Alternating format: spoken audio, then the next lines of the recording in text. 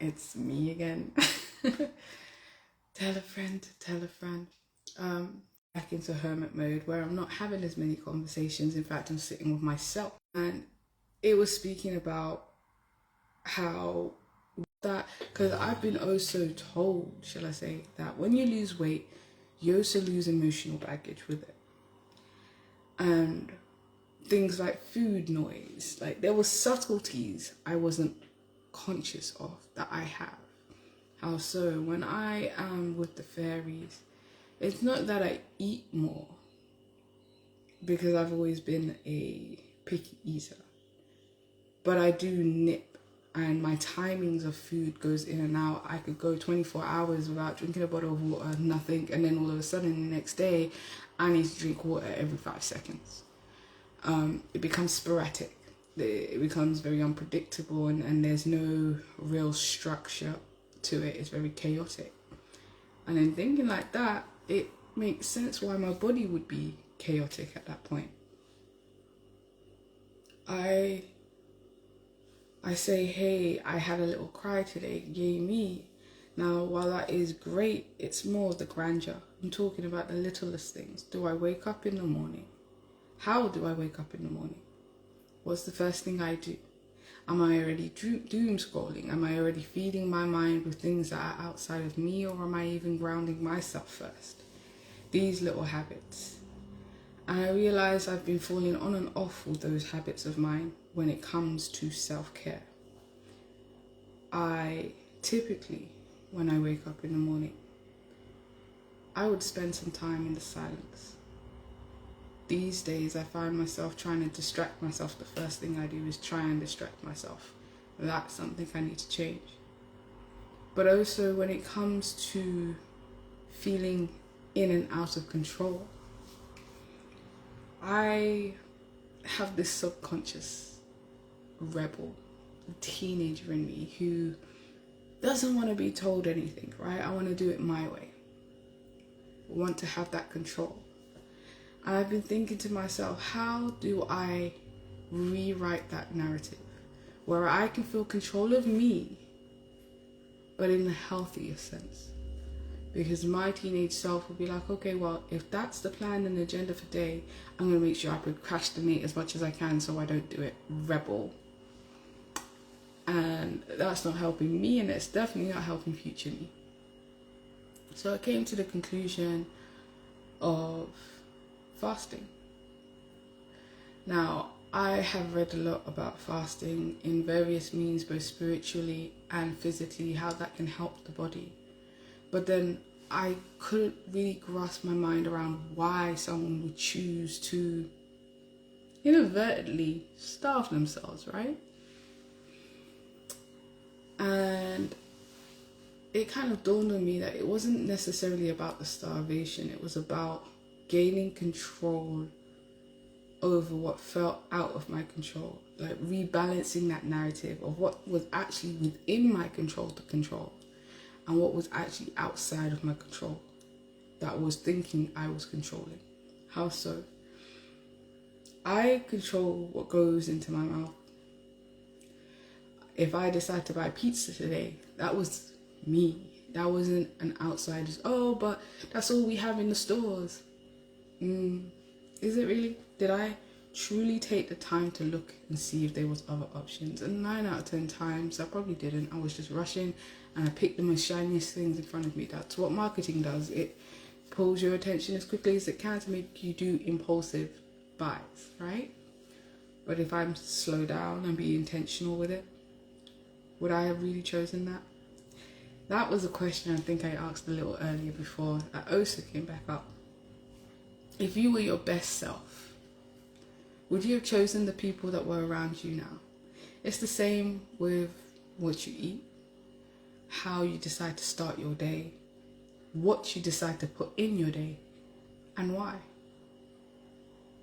And when I thought about fasting in that sense of I am just like how I chose to speak and now I'm choosing to become a bit more with myself and not speak, I also have control within that fast of what I do let into my body and what I don't, and how I decide to support it. Now, is it going to fight back? That's the unwillingness to let go. That's the programming that I'm fighting, that subtlety, right? People call it food noise, or shall I say, those who've been on a weight loss journey will tell you there's this food noise, there's this, or I need chocolate type of behavior, or intense cravings out of nowhere. Like, I don't think I munch down on crisp like that, but all of a sudden when you remove it, that's all you can think about, right? In all, the reflection just is for me to point out that letting go is not only grandeur. It's not just so sitting here for those 5 seconds or those 10 minutes and asking yourself, what's on my mind today? But it's also in the subtleties, in the habitual behaviors we have. Did I wake up today and give myself water first? Did I drink water before I drank coffee or juice or anything that I know is going to have me hype up, let's go? Did I hydrate myself first? Have I given myself enough time where I don't just wake up and I'm rushing in a panic? I'm actually taking my time with it. I'm able to put on a bit of music and chill. Hey, have I even scheduled time for myself to just relax? At that moment in time, before bed and after the long day, I just do nothing. I can just chill. Either I have a relaxing bath, or I watch a movie that I've had on my list for ages, or I listen to music, I read a book. It's just deliberately slowing down. And when, because it is when, those impulsive, intrusive thoughts come in, how do I actively tell myself, slow down, let go, this is okay, this is not the same, let's recognize it? How, where, and what? So I'm going to go on a pretty much long 90 days or so, like 3 days, because my birthday's around the corner. And I've decided I'm going to use my Saturn return, probably gave my age away with that, my Saturn return to truly purge, recalibrate and reset not only my physical body, because there are scientific proofs behind how cellular regeneration and burning storage of fat rather than giving your body new fat to burn and all of that jazz, but also spiritually, where I can deliberately recognize my choices are in softness, not in survival mode. I'm choosing to take this time for me. I'm choosing to drink that water more. I'm choosing to make sure I have these vitamin levels high and concentrated within my body. Now I'm breaking that 90 days up into various parts. One will start with a 1 meal a day for about 21 days. I'm then going to do a detox, and then after, 1 meal a day. Then we're going to go to vitamins, electrolytes, CMOS, and just water. Then we're going to do a detox, the duck flower detox, that heavy ass purge to try and get as much parasites and mucus and all of that jazz out of our body. And then we're going to continue with the electrolytes, CMOS, water combination for the remaining days. I understood, for me, I've been perpetually stuck. I've not had a chance since little to truly allow my natural body to heal itself, to empty it of everything else and allow itself to recalibrate, because the human body is amazing. It's built to survive, it's built to thrive and last. And down to a cold, I've always had medication or this this remedy or another, or you gotta eat this and you gotta have that, right? I've never just allowed it without anything else to recalibrate itself. And then after that, I can reintroduce food and supplements and other things that are more on a natural base to continue my body's rhythm.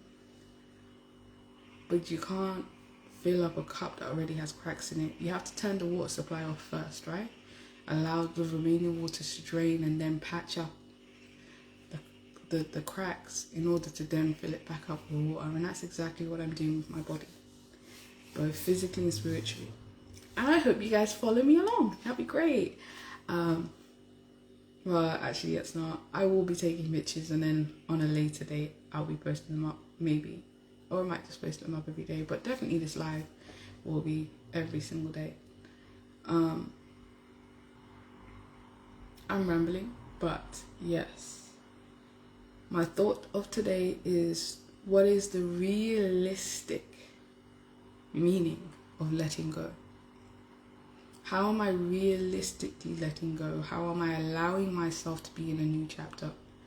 What am I deliberately doing that allows my body, mind, and soul to recognize that I am no longer where I used to be?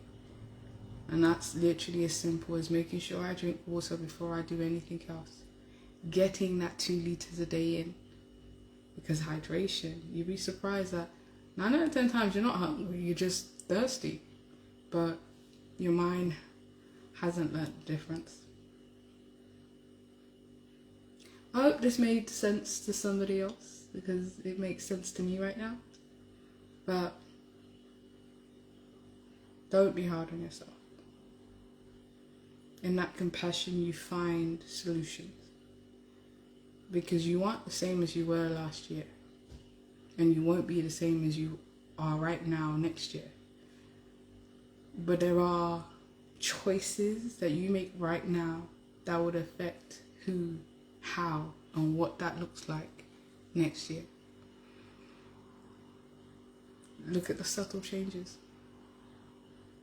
Because one drip can make an ocean. It just takes time. I am open to suggestions of ways to quiet the silent noises and habitual behaviors. So please drop in the comments anything you think, feel, or have thought about when it comes to truly practically letting go, because there's emotional release, but then there's also physical. And I think we've done a lot of emotional. Let's get down to the physical. Let's get down to business. And I am ready to physically release just as much as I have emotionally released and mentally released, so that all three of them can be aligned with each other. Okay. It was a pleasure talking to you on this moon day. I will see you tomorrow. Okay. Bye.